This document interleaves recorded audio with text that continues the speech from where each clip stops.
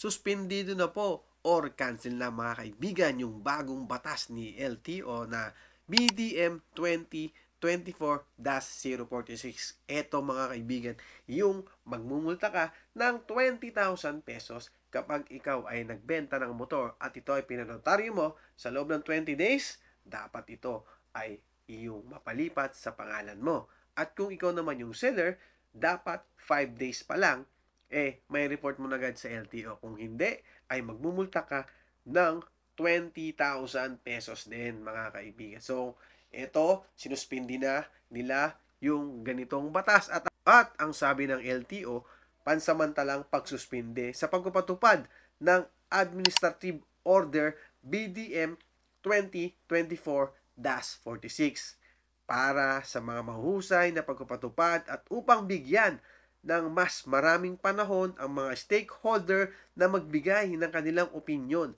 Pansamantalang sinususpinde ang pagpapatupad ng Administrative Order number VDM 2024-46 guidelines in the immediate transfer of ownership of motorcycle vehicles with existing registration. So mga kaibigan, yun ang sabi nila at sabi din nila, inatasan ni LTO Chief Assistant Secretary Attorney Bigor Mendoza, si Executive Director Attorney Greg Pua Jr. na maglabas ng bagong administrative order na isama ang mga mungkahi ng iba't ibang stakeholder. Ang memorandum na to ay effective simula October 23, 2024.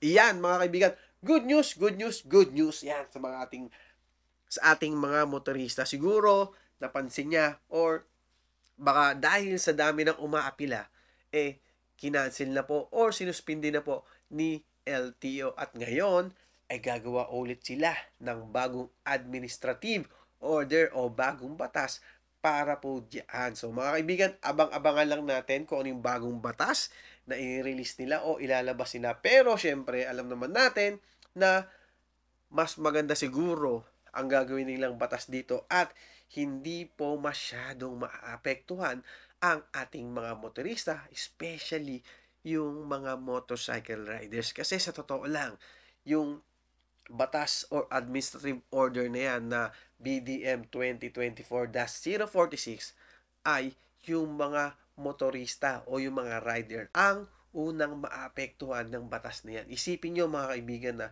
kung ikaw ay bumili ng motor sa halagang 15,000 tapos maaari kang magmulta ng 20,000, mas mahal pa yung multa mo doon sa binili mong sasakyan. So, iyon ang minsan na napakahirap at napakasakit talaga mga kaibigan. So, siguro napansin ni LTO na marami, real talk, na marami ang nag-react doon sa batas na yan.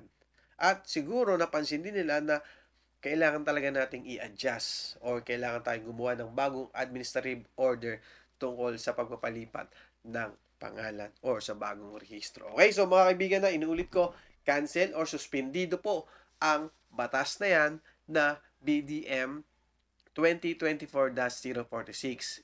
Kaya kung magkaroon ng huli man dyan tungkol dito, ipakita po yung memo ni LTO na cancel po at suspendido po ang ganitong klaseng batas. Okay? Maraming salamat mga kaibigan. Nag-update lang ako sa inyo na na-cancel po ang ating sinabi dati na pwede tayong magmulta ng 20,000 kapag tayo ay buyer at kung seller tayo 20,000 din, aabot ng mahigit 40,000 ang magiging multa natin kapag hindi po tayo sumunod sa batas na yon. Okay? So yun lang, update lang ako sa inyo. Maraming salamat. Sana nakatulong ang video na to. Bye-bye! Thank you!